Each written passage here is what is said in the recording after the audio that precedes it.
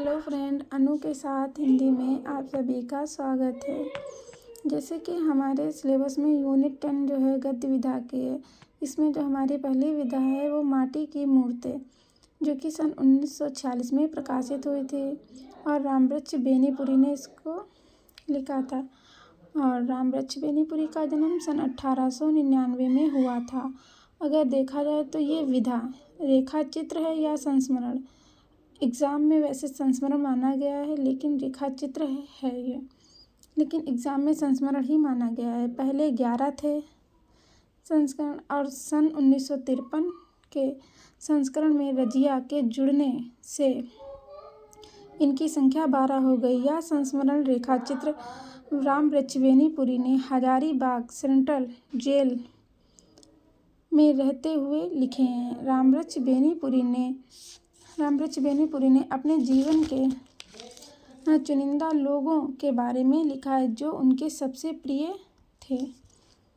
इसमें कुछ पात्र हैं, जैसे कि रजिया, ये लेखक के बचपन की दोस्त है और इनके पति का नाम हसन है। ये अपनी माँ के साथ चूड़ी बेचने का काम करती हैं। और दूसरे हैं बालदेव, ये लाठी चलाने में निपुण थे और एक विधवा के खेतों से अवैध कब्जा छुड़ाने पर लोगों ने एक सुबह बलदेव की हत्या कर दी थी। सरजू भैया लेखक के मुँहबोले भाई हैं, जो विक्टर हेग्यू की कृति ला मेजरबल का जिक्र किया गया है। इसमें किसने किया अगर पूछा जाए, सरजू भैया ने। मंगर संग्रह का विरोधी है, एक विकलांग विवाहित बेटी का पिता, एक पुत्र की मृत्यु हो चुकी है। पत्नी का नाम इसकी कहीं कहीं मकोलिया दिया, कहीं कहीं भौकोलिया दिया गया है। और रूपा की आजी दूसरी हैं, ये टोना लगाने वाली होती हैं।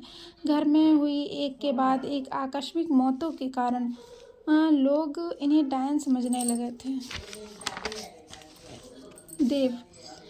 देव ये लेखक के बचपन के मित्र होते हैं। गांव में खराब चाल चलन के लिए बदनाम हैं। लेखक की सलाह पर खादी पहनने लगे और बाद में क्रांतिकारी हो गए। ये बड़े से बड़े दर्द को भी ना रोने की आदत वाला था। जैसे कि कुछ भी हो जाता था ये रोते नहीं थे। कौन रो? देव।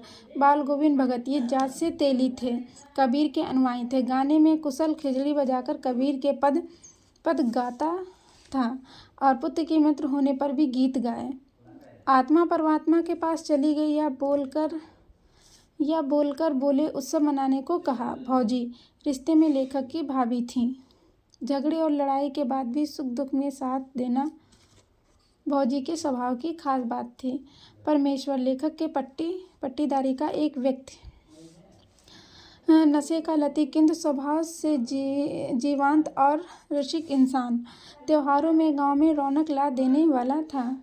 मामा वेजू, यही लेखक के जो जेल में मिले थे। यही जो लेखक को जेल में मिले थे। कौन मिला था लेखक को जेल में? वेजू मामा। जेल में रहने के आदी हैं और छोटी छोटी चोरी करके पटना जेल में रहे थे 30 वर्ष तक।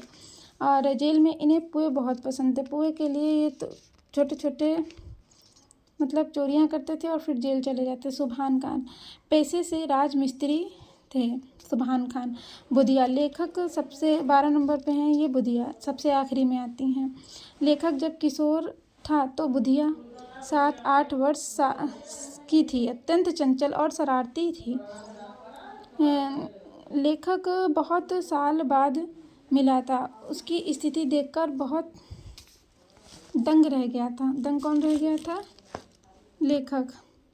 बुधिया के पति का नाम जगदीश था। उसके 3 बच्चे थे और वह फिर गर्भवती हो गई थी।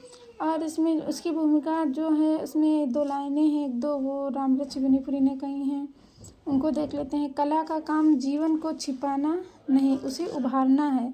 कला वह जिसे पाकर जिंदगी निखर उठे, चमक उठे। ये किसने? रामवृक्ष बेनीपुरी ने कहा है। इनकी और 1-2 लाइनें, हमने सुना रखा है कि दुनिया में 3.5 वीर हैं। पहला भैंसा है, दूसरा सूअर है, तीसरा गेहूं और आधा राजा। रामचंद्र भैंसा सूअर और सूअर सीधा वार करते, पीठ नहीं दिखाते। रामचंद्र वीर थे, लेकिन बाली को मारने के लिए उन्होंने पेड़ की ओट ली थी।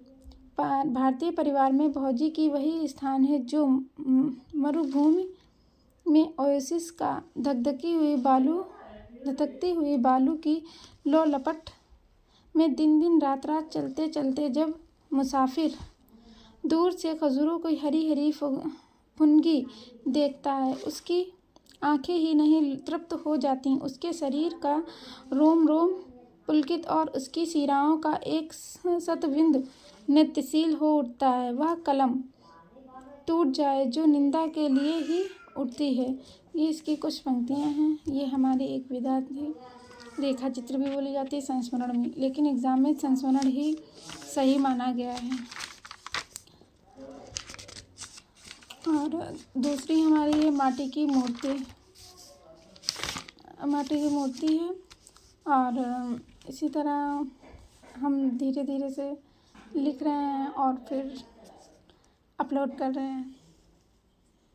धन्यवाद। आप सब मेरे चैनल को सब्सक्राइब करिए।